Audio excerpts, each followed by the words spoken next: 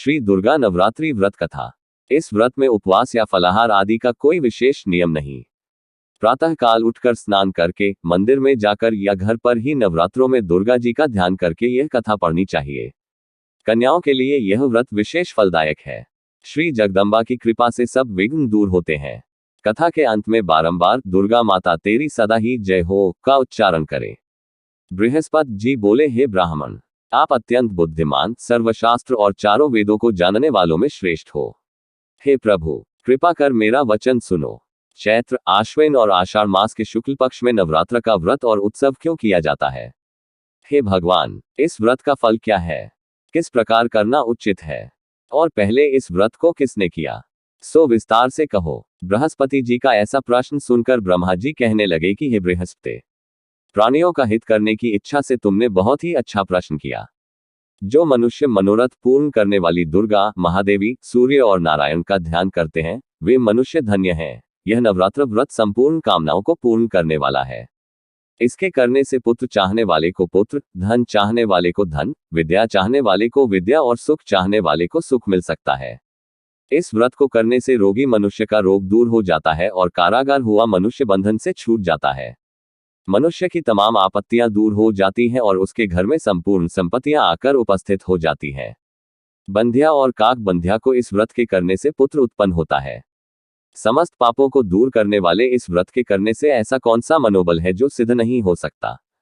जो मनुष्य अलभ्य मनुष्य देह को पाकर भी नवरात्र का व्रत नहीं करता, वह माता पिता से हीन हो जाता है, अर्थात उसके माता पिता मर जाते हैं और अनेक दुखों को भोगता है।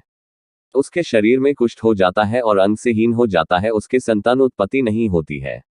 इस प्रकार वह मूर्ख अनेक दुख भोगता है। इस व्रत को न करने वाला निर्दयी मनुष्य धन और धान्य से रहित हो, भूख और प्यास के मारे पृथ्वी पर घूमता है और गूंगा हो जाता है। जो विधवा स्त्री भूल से इस व्रत को नहीं करती, वह पतिहीन होकर नाना प्रकार के दुखों को भोगती है।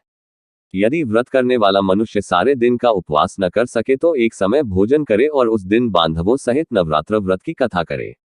हे बृहस्पति, जिसने पहले इस व्रत को किया है उसका पवित्र इतिहास मैं तुम्हें सुनाता हूं। तुम सावधान होकर सुनो। इस प्रकार ब्रह्मा जी का वचन सुनकर बृहस्पति जी बोले, हे ब्राह्मण, मनुष्यों का कल्याण करने वाले इस व्रत के इतिहास को मेरे लिए कहो, मैं सावधान होकर सुन रहा हूं। आपकी शरण में आए हुए मुझ पर कृपा करो। ब्रह्मा जी बोले, पीठत नाम के मनोहर नगर में एक अनाथ नाम का ब्राह्मण रहता था। वह भगवती दुर्गा का भक्त था। उसके संपूर्ण सद्गुणों से युक्त मनो ब्रह्मा की सबसे पहली रचना हो ऐसी यथार्थ नाम वाली सुमति नाम की एक अत्यंत सुंदर पुत्री उत्पन्न हुई। वह कन्या सुमति अपने घर के बालकपन में अपनी सहेलियों के साथ क्रीड़ा करती हुई इस प्रकार बढ़ने लगी जैसे शुक्ल पक्ष में चंद्रमा की कला बढ़ती है। उसका पिता प्रतिदिन दुर्गा की पूजा और होम करता था।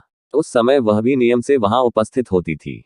एक दिन वह सुमति अपनी सखियों के साथ खेलने लग गई और भगवती के पूजन में उपस्थित नहीं हुई।